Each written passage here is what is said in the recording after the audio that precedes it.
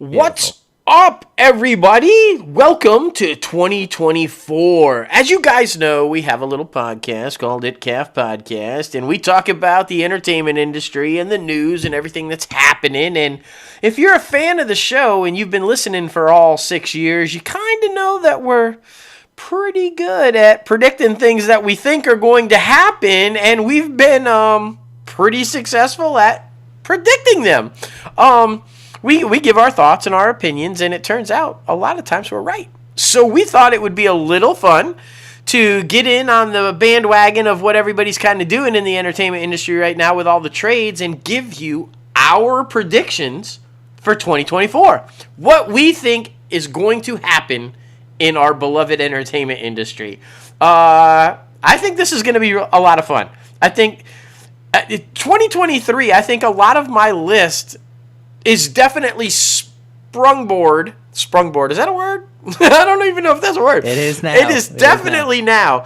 It is coming from things that happened in 2023, which I think have directly set up what I think is going to happen in 2024, if that makes any sense. I think that a lot of my list is definitely because of that. So this will be interesting for sure. Yeah, it really will be, and I mean, yeah, I'm the same way. I mean, we've been seeing a lot of how the entertainment industry has been changing since the beginning of the podcast, since the beginning of forming the company Crazy Ant Media, and I mean, there's so many different things that I feel like were important when we first started, but now are not necessarily as important. So it's always very interesting to monitor the evolution of the entertainment industry, but it's important to know because I mean it can change like every 2 seconds. You think you know something, but then a day or two later you're like, oh, that's completely changed now. Like it's they're attacking it a completely different angle. So yeah, I think it's going to be a lot of fun. All right, well, let's see who wants to go first. What's your first prediction for 2024? My first prediction, I think we're seeing a little bit more of it now on the television side, but there is still, it's happening on the film side as well. And it'll definitely be interesting because we all know that 2024 is going to be an interesting year for superhero films. Like, there's not going to be a lot coming out, right? So the industry is trying to figure out how to fill that void. And we've kind of been seeing it, like I said, more on the television side and a little bit on the movie side, but I think it's going to be implemented even more. And I think specifically more things are going to get greenlit more in 2024 because of less superhero movies. And I'm talking about video game adaptations. I definitely feel like video game adaptations are going to get greenlit more in 2024 because, I mean, we've seen the success of The Last of Us on Max, and we've seen the success of like Dungeons and Dragons and the Tetris movie that did pretty well, which, I mean, that wasn't even necessarily a game adaptation, rather than an actual film that tells the story of how the game was made and acquired by, Game Boy. But I think, it's one of those things where it's a roller coaster, that's for sure, because we see the success of like a Super Mario Brothers, but then we see the mid-level like ness of like the Sonic movies, like Sonic 1 and 2. So with there only being like a handful of superhero movies coming out in 2024 and a crap ton coming out in 2025, I feel like this leads into one of yours as well. I think 2024 is going to either be a make or break year for superhero films because of the industry wanting to shift in a different quote unquote franchise direction. So I'm very curious to see how that's going to happen. But like I said, I think more video game adaptations, more board game adaptations are going to be greenlit in 2024 than ever before. And we're going to see more of those in the upcoming years. Okay, so I don't disagree with you. I'm going to jump into one of mine that you led into for sure, but I don't disagree with you. In fact, I'll go a little bit further. I think not only just video game adaptations, but the massive success that we've seen also from Hasbro and the toys and Mattel and the toys, I think in addition to more video game adaptations, we're also going to see more of the Barbies and the Transformers and those type based off the toys into full-scale movies as well. So I agree with you. I think that the industry is definitely... We know the industry likes to take something that is successful and pick the shit out of it until it's not successful anymore. Hence the superhero movies.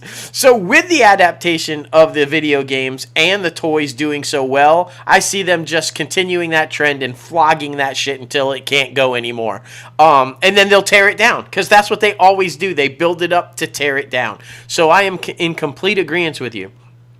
I think, though, and here's my first prediction for 2024, because there's no, if I'm not mistaken, no DC superhero films coming out in 2024. I think there might be a television series like the Commandos or something like that. The first James Gunn TV animated thing, but not a movie. He's made it perfectly clear that the first movie to relaunch the DCU is Superman Legacy, which will be 2025. So that just leaves Marvel. Now, the big critique in 2023 is that the films were dead. Superhero movies are dead. People are over it. It was a trend. It's had its time. Endgame was the end of it. It was the pinnacle. The rebooted DCU failed, so it didn't work. You know, they tried. It didn't go. They've successfully canned that, and it seemed like it was it. But I truly believe that the problem with the superhero movies... One, I've always thought this problem with DC. They were always trying to catch Marvel. So it was always an issue with DC of putting out too much too fast and ignoring the quality and just going quantity to try to catch up. We've got 10 years, we've got to catch up. We need our Justice League movie right away. We can't do 3 Supermans and 3 Batmans. We got to do it right away. So they were always in trouble, in my opinion. Marvel, when Chapek took the reins at Disney and demanded, we need content for the streamers. We need content. He put this mandate in about, we need all of this, so just run and gun. And when he was told that by Victoria Alonso that we can't run and gun like that, it won't be done in time, we need more, and was basically told, get it done anyway. That's where the superhero genre ran into trouble. It became about quantity over quality, which the MCU was built on quality. They built this thing over 10 years. They put these big gaps in between all the movies. We weren't inundated with 18 Marvel movies in 1 year. You had to wait a couple years in between each movie before you saw what was happening. My prediction is that Marvel and Kevin Feige, now that Iger is back in control and giving everything back to Feige the way he wants it to be, and Iger is in agreement with, quality over quantity. Let's write the shit. I predict in 2024 this will happen, and Marvel will reestablish itself as the go-to franchise builder, the go-to movie franchise where it's never been done before kind of a thing. And I think they're going to do this with 2 specific things. One's already kind of happened early 2024 with season 2 of What If. Infinitely better, in my opinion, than the first season of What If. It was a great start. Loki, even though it was 2023, slowly leading into 2024, Loki Season 2, a great start. Clearly quality there. Now, in 2024, we are only getting Echo and Deadpool 3. Deadpool 3 officially entering into the MCU, bringing those 20th century characters into the MCU, making that happen. Neither one of those is going to fail. Echo is already getting rave reviews. It wasn't. Apparently, it was not good. It was not great. And Feige got back. Feige got righted and said, hey, Let's go reshoot a bunch of it. Let's cut it down to only 5 episodes. Let's get it right. Let's, by the way, make the Netflix Daredevil series canon, and let's get rid of everything that we shot separately that didn't fit into that canon, and let's make it canon and get Kingpin back to Kingpin from that. They've also scrapped a bunch of the Daredevil Born Again stuff and are doing the same thing, making sure that it sticks to canon of the Netflix series. That is how they will be successful in righting the ship of Marvel. Echo is straight up. If you guys have seen the trailers, it's straight up Daredevil Netflix. I mean, Kingpin is... I mean, when he's beaten down on that vendor because he didn't give Echo what he wanted and the bloody fists, and it's full-on back. Apparently, there's a full-on 6 to 8 minute fight scene between Daredevil and Echo, very much echoing, pun intended, the fight scenes that we saw throughout Netflix's Daredevil series, etc., etc. It's very TV mature, adult-oriented. That's my prediction. Marvel and Kevin Feige will rewrite the ship. They will get it going again. It will be massively successful. There's no way Deadpool 3 is not going to be massively successful. This is what everybody has been waiting for, Deadpool to come into the MCU and the big Wolverine and Deadpool together, full out fight to the, no way. It's one of the most highly anticipated films of the year. And when we only get Echo and Deadpool 3, no you're not, oh my God, it's so much, it's so fast, it's blah, blah, blah. We're going to get 2 massively quality projects that will make everybody rethink their whole, it's over, it's done, we can't do this anymore. Which I think will lead straight into, because in Gunn we trust, lead into the massive success of the rebirth of Superman with Superman Legacy and continue to pull the superhero films back into the mainstream. The media will flip-flop. They will now exalt them back up to the top of the pedestal and everything will be right. So that is my first prediction in 2024. Kevin Feige and Marvel will right the ship and redirect, and superhero films will find their grace again, and the media will flip and love them again. And you're going to see quality over quantity to make that happen.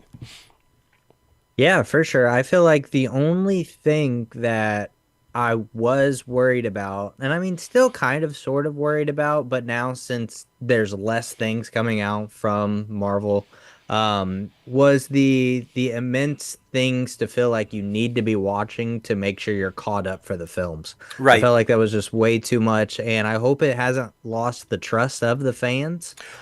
Because fans aren't reading that the CEO of Disney is gone and a new CEO or the old CEO is back. Right. I mean, the layman's people they know nothing about that. So to be able to hopefully, entice them enough to come back and want to be reinvested into these films, I feel like is going to be the true testament. And I do think Deadpool 3 is going to be that.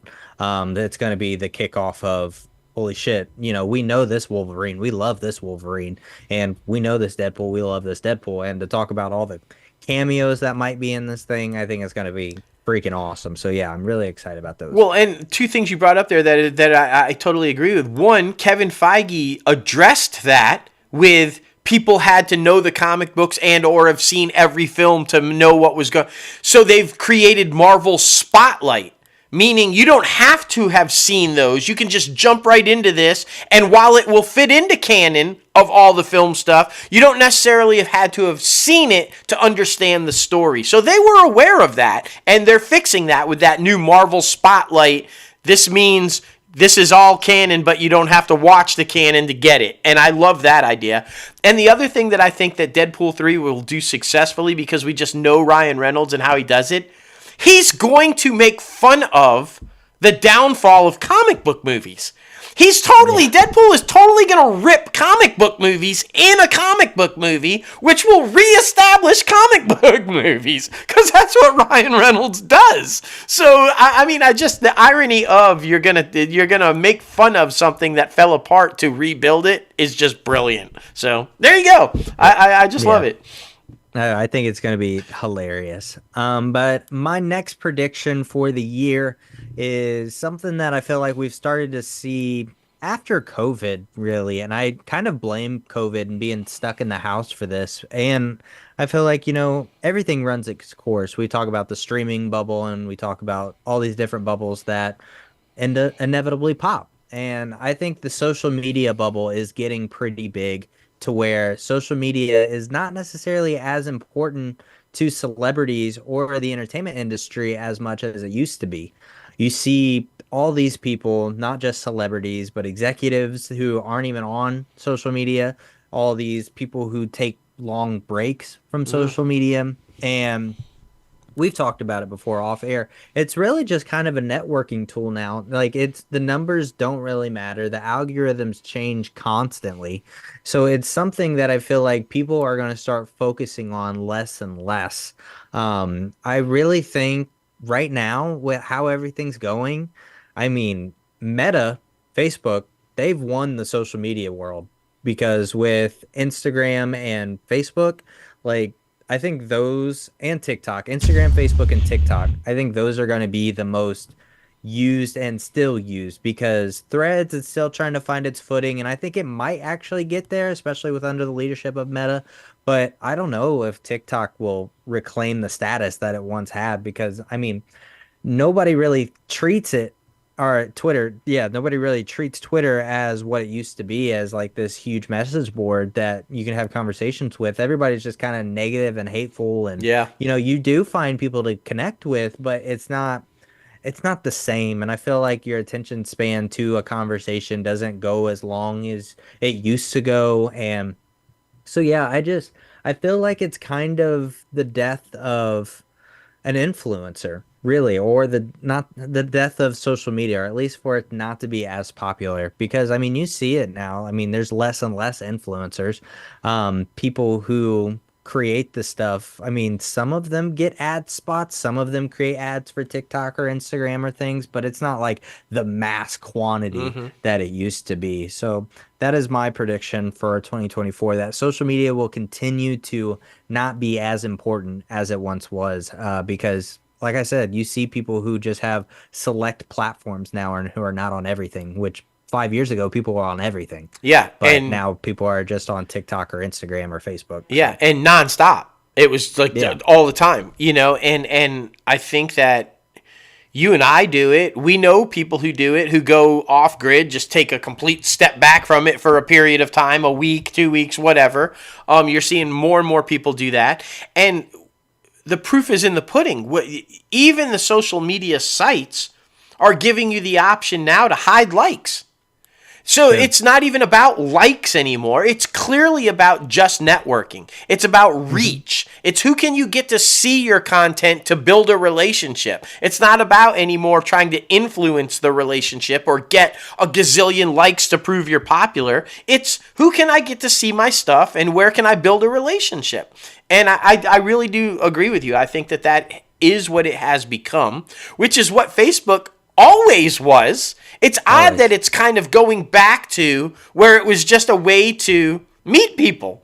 Hmm. That's what Facebook started as, and it's kind of really kind of gone Meta, like you said, is kind of taking it back there. It's a way to meet people, and that's pretty much it. We don't need to That's hear it. your whole life story. We don't need to know what you're doing every minute of every day, and we don't give a shit what you wear or what you cook or what you kind of it's just a let's meet. Let's keep in Yeah. touch, kind of a thing. I totally agree with you. Good call. I think that will absolutely happen. What I think will not happen, we're seeing the consolidation of Hollywood. We're seeing the death of and or demise of the studio system once again, where it was filled with majors and minis and everybody was popping up everywhere. But we started to see the consolidation with all these mergers, all these mega mergers. I think we're gonna see the end of that. I think that these huge mergers are going to stop. We're gonna see maybe one more, maybe two, but then we're gonna get to the point where these are the companies. This is who we are.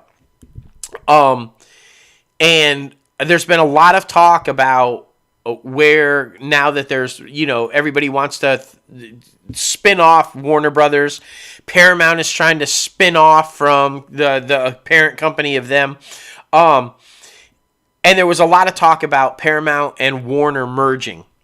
I am predicting right now that absolutely will not happen.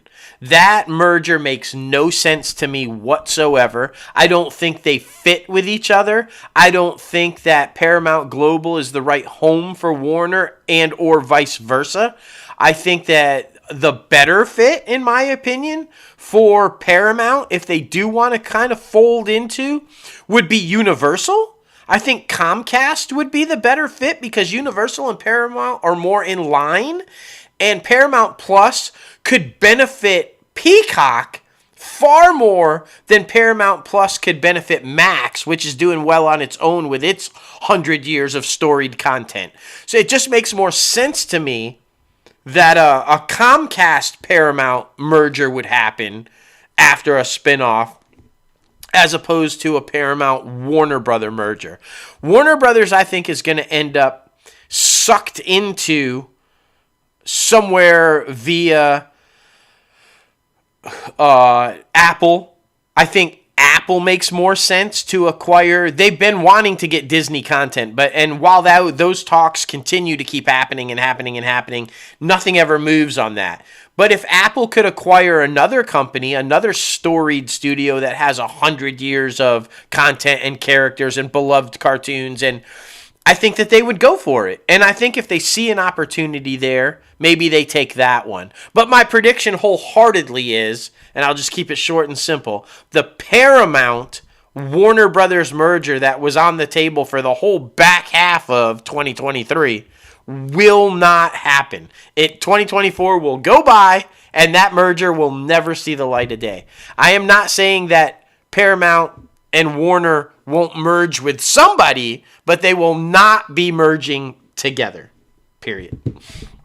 Yeah, I mean, the conversations have definitely slowed down since the beginning of the new year, right? Yeah, without doubt. I mean, they're always gonna say, people with insights and people who are trying to predict the mergers and things like that, they'll always say, well, that's just because of the holidays, I mean, they just took a little break. But I mean, people are back to work this week. They came back last week, so I haven't heard anything about it.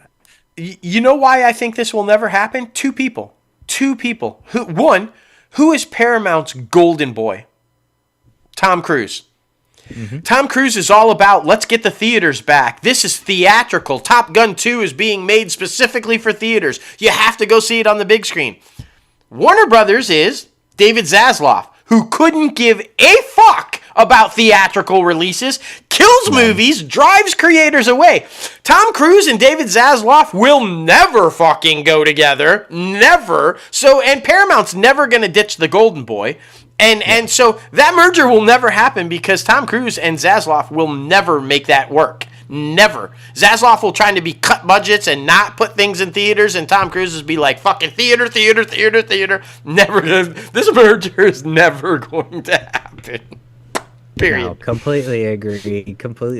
Yeah, I wonder, the real question is, I wonder what Clint and David's conversations are. I wonder if Clint Eastwood and Zaslav's conversations, for people who are listening, because I feel like they do not see eye to eye. No.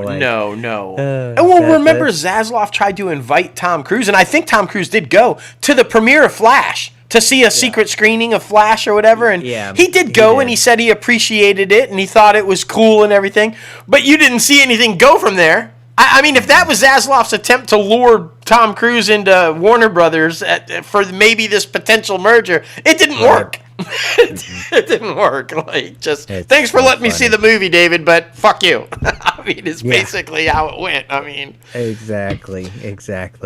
Another one, kind of more on the storyteller vein. I mean, we saw more successful storyteller films in 2023. Probably one of the most successful years that we've had for filmmaker films, storytelling films that are not explosion action, like very drama, dialogue-driven films. Yes. It was an amazing year for it, not only for the amount that we got, the quality, and the box office, because the biggest film, one of the biggest films of the year, Oppenheimer, is a 3-hour story-driven film. Yeah. So to have that be a box office success, and to have a lot of younger people, a lot of the younger generation swarm the box office and be able to see it.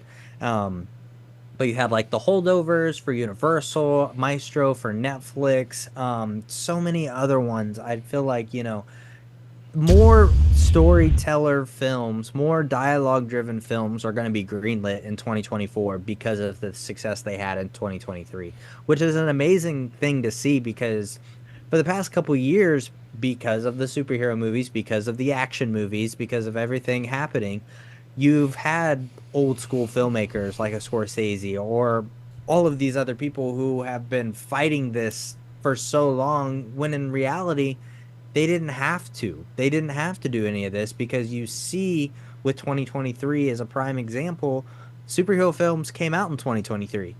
And it was one of the best years for story-driven films. So these things can coexist. It is, people will still go to the box office even if it's not a superhero film.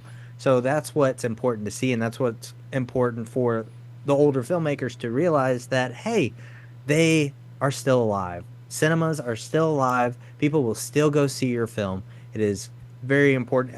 It's all about marketing. Let's be honest about it. We can tell when a film is going to do well and when it's going to not get a lot of numbers because of the marketing scheme. We see that all the time. So, I mean, if you have a good marketing team for your film, it's going to do very well. And I'm super excited about it, because I do, we've talked about it. It's been an amazing year for cinema.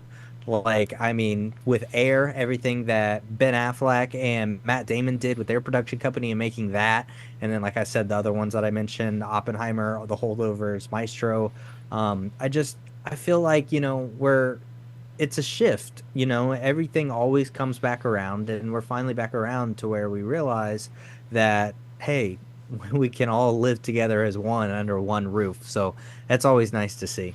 Oh, without doubt. And I hope that you're right on that. I think you are. And the Golden Globes, they proved it. The big winner was Oppenheimer. A 3-hour story-driven, dialogue-driven drama was the big winner. So there you go. I mean, I think that just wholeheartedly proves that it's what people want. It's what audiences wanted and what critics want. It's what, so yeah, I'm right there with you. And it's going to be interesting, because the stuff that's greenlit for this coming year will come out when we think superhero films are going to be prevalent again. So we're going to find out. But I think Barbenheimer proved that you can have a full-out franchise film go head-to-head with a full-out drama story-driven film and both be successful. So there's no reason why Superman Legacy and then some major drama 3-hour story film can't coexist and both be successful. I think, and that's the thing too. I feel like whoever made that marketing campaign they saved Hollywood. I'm not even gonna lie about it. Without doubt. That was the biggest thing for 2023. So I mean, kudos to whoever had that battle royale to be like, oh, these films are too vastly different and will also be too very successful. So, I mean, that campaign was amazing. Yeah, Barbenheimer, spot on. Brilliant. And another person who may have helped contribute to the success of the box office in 2023, and I think the standard set by this person is going to play heavily into what I think may happen in this year, 2024. We saw, because of the problem with the streamers and the shorter theatrical windows, but the resurgence of theaters, people going to see movies in theaters, but these studios still need to keep these short windows because they need the content on the streamer and they need to become profitable. I think we're going to see what Taylor Swift did, which was avoid the studios altogether because she was able to finance her concert tour film on her own, and made the deal directly with a theater chain, and then just both banked. AMC and Taylor banked, and they didn't need a studio for distribution. I predict, because not one, not 2, but as many as 10 A-list directors took note of that.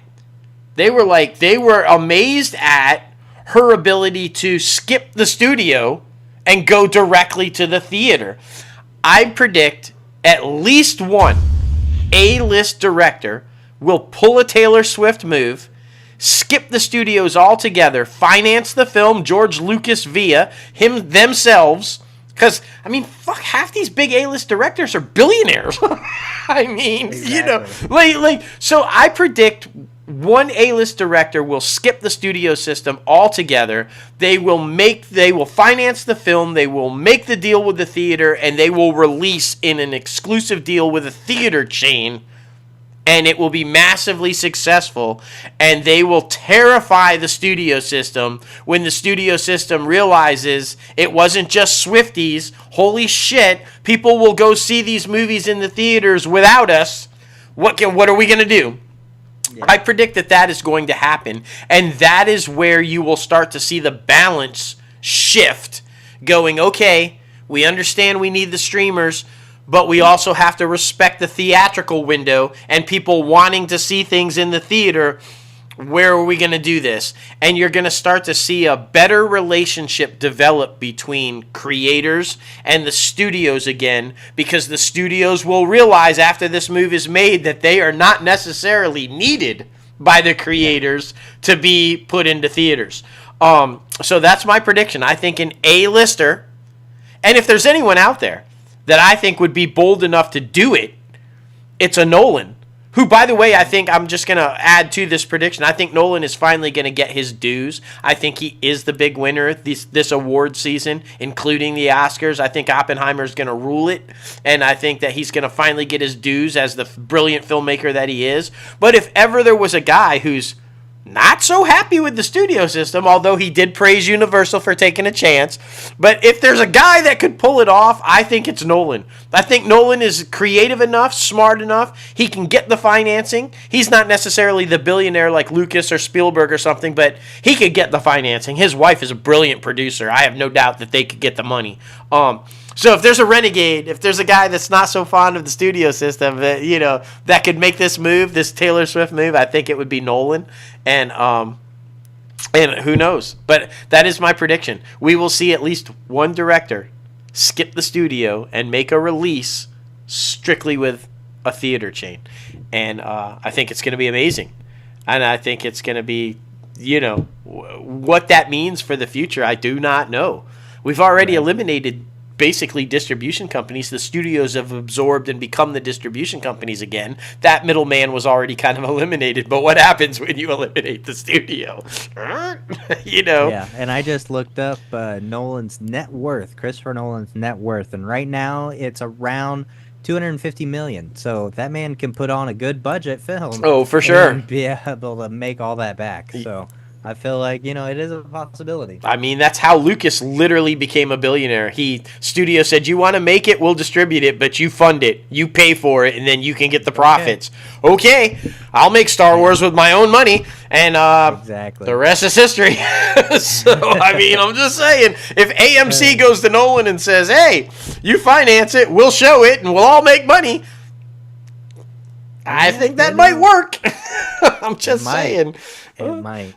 My last and final prediction for 2024, we've been seeing it recently, and when this comes out, I'm sure we'll be seeing it more.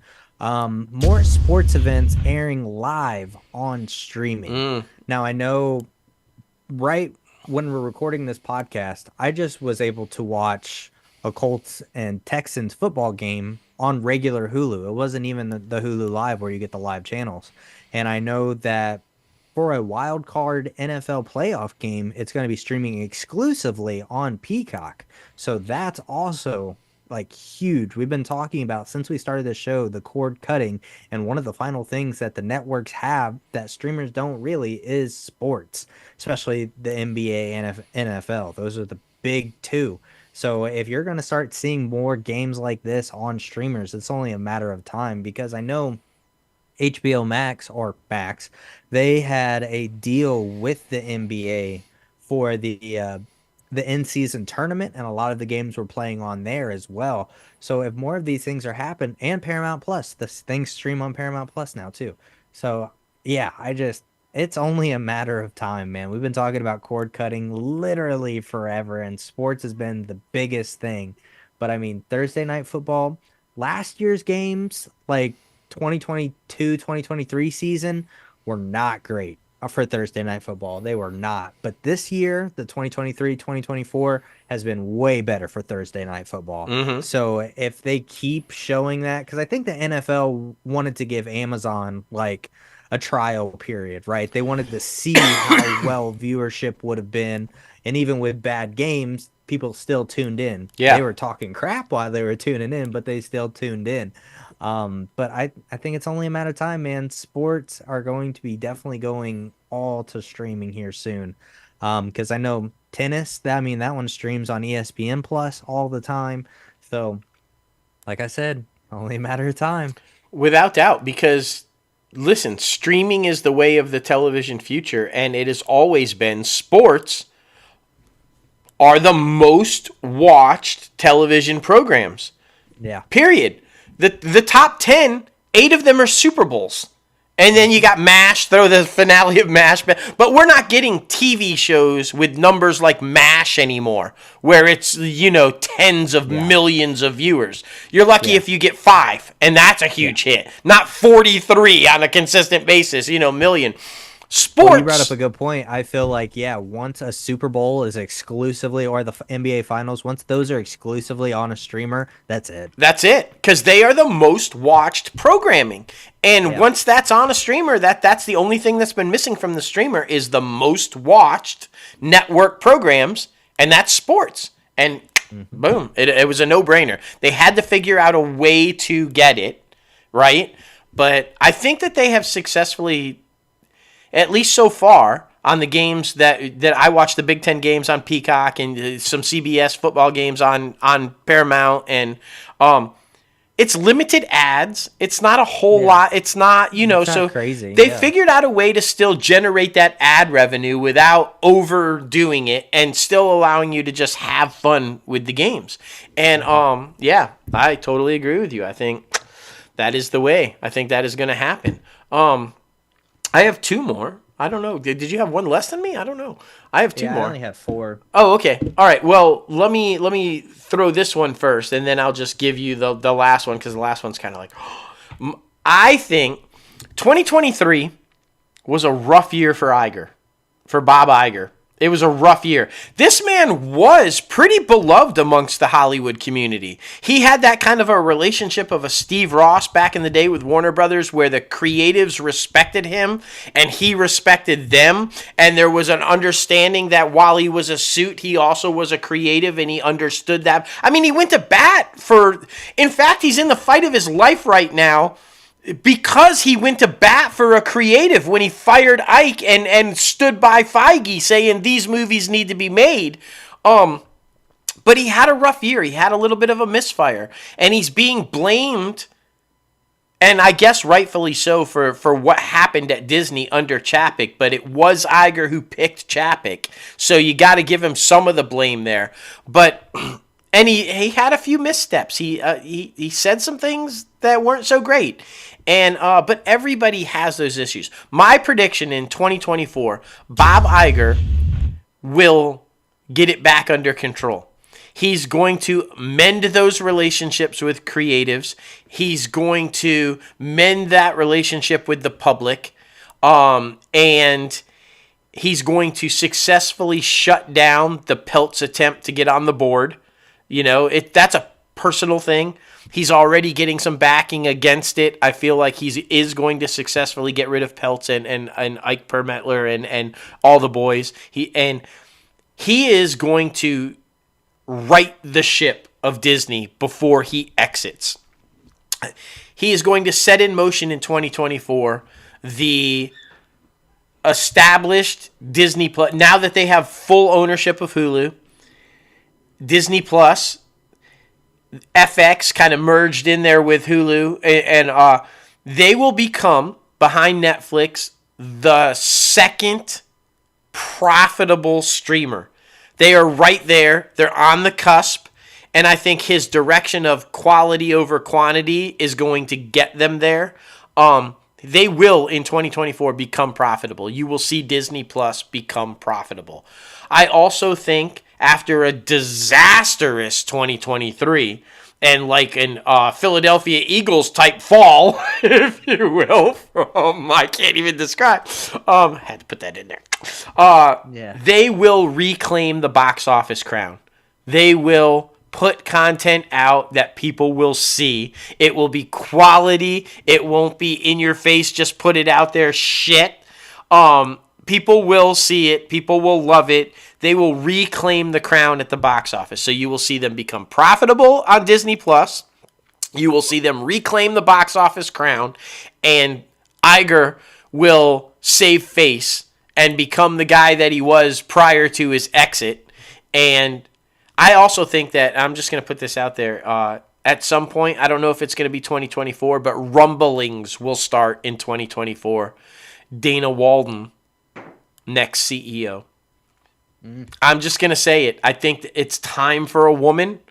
I think they need a woman. It's all about the succession plan this time and trying to do it right. He likes Dana Walden. Creatives like Dana Walden. She's got a successful track record. If Iger will save face and turn the ship around in 2024, Dana Walden is a huge part of that. And I think she should be in the conversation of succession, and in my opinion, should be the pick.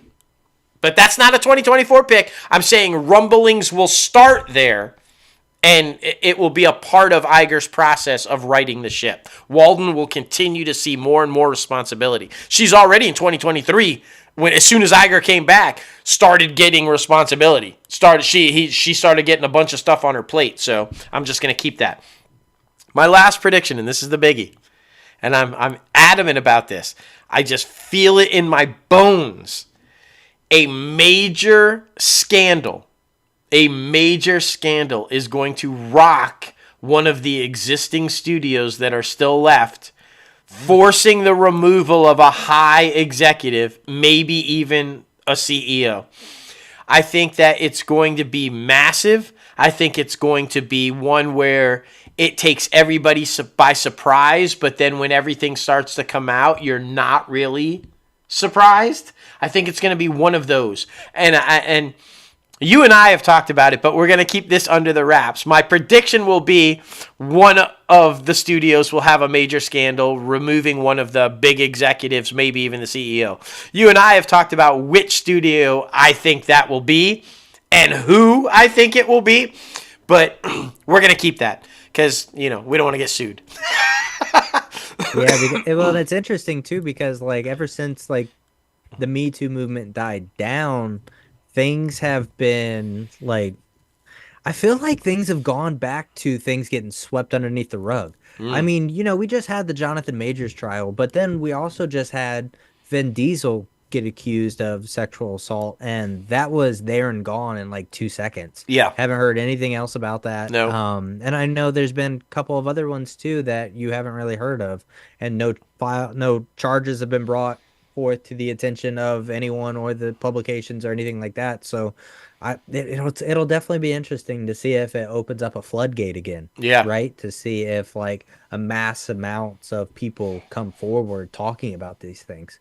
But yeah, that's kind of weird. It's been kind of it's something that I've been keeping my eye on the past couple months because I feel like, things are getting swept under the rug again. Yeah, and I think this particular scandal has been swept under the rug for decades. And I think it's finally somebody's going to lift the rug up and go, holy shit, what the fuck? Smart people out there that are listening to this, who follow us, who kind of you should know what I'm talking about. You should know what I'm talking about. And you will not be shocked if I am true, if I am right. Right. I feel it. I feel it in my bones. And you and I will know if it is what I think it is, not just the studio and a scandal and a removal, but if it's the right one, we'll know. then maybe I can come wild. clean and say, that's it. That's the one I predicted. But, you know. Anyway, this was fun. I think this is going to be really interesting come December to see if any of this happened. Any of this is like, you know, were we right or wrong about it? It's going to be it's going to be really man, I'm just trying to interesting. bat 500, okay? That's it. I'm just trying to bat 500. If I can get 2 right, that's fine. Come on, I think you could definitely get 2 right. I think we both have at least 2 right. Like, come on. There's no way we don't. Mean, we're pretty good at this. We've been doing it a while. We have been. So we know how to Oddly, really good at it. It's scary almost, but yeah, I swear we're not causing these things. We're just predicting them, but you know, just forecasting. So funny. But yes, we're very excited about 2024. A lot of things in development and a lot of things moving forward at Crazy Ant Media. Yes. But then, of course, always be sure to follow all the accounts. That's right.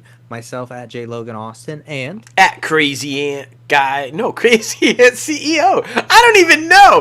Well, maybe it's changing. I keep rumbling at it. I keep trying. Unfortunately, everyone I keep trying is not available. So maybe it stays Crazy Ant CEO. I don't know. Maybe 2024 has its own vision for me and what I'm going to be called. I do not know. It might. But anyway, Crazy Ant CEO. Follow me there, and the company, obviously, Crazy Ant Media, and follow where we do all the talking in the industry at ITCAFpodcast. We kill it there. We just, you know, every week we're talking about in the industry, and you'll hear predictions throughout what we think. And then if all that has you frazzled, if one of my predictions is true and the scandal rocks your world and you're devastated, check out our mental health podcast, because the entertainment industry can fuck you up sometimes. It's called Everything's Okay. You can follow that one too. Because, hey man, sometimes you just got to take a break. Like your prediction with social media and mental health is so important. So make sure you are following us everywhere, both the podcast, the company, both of us. And 2024 is going to be an amazing year, man. It is. It is. I will no longer be an official single man. Like that is, this is my last year filing taxes by myself. All the things. It's so funny. Oh my gosh. You will officially be a son-in-law. Officially. I mean, we've been saying it for years. It's because it's kind of just like a given, but it will be it will be legal. An officially legal son-in-law. Like, wow. Wild. Oh, then the next question is, when do I become Gramps? Oh God. Oh my gosh. I got a Gramps with a puppy. I'm just saying. I mean, you know, Peanut the puppy. Real Gramps. I don't know if I'm ready for that. Let's not make that a 2024 prediction. Let's not do that. Promise you. Yeah, I am not ready to be Gramps in 2024. Oh my goodness. I can't even accept that she's old enough to be a married woman, let alone I don't want to be like, I don't even want to think about it. So funny. But thank you guys so much for listening. Thank you so much for watching. Yes. Have a great 2024. Subscribe to all the podcasts. Follow us everywhere, all the good places. And we will see you next time.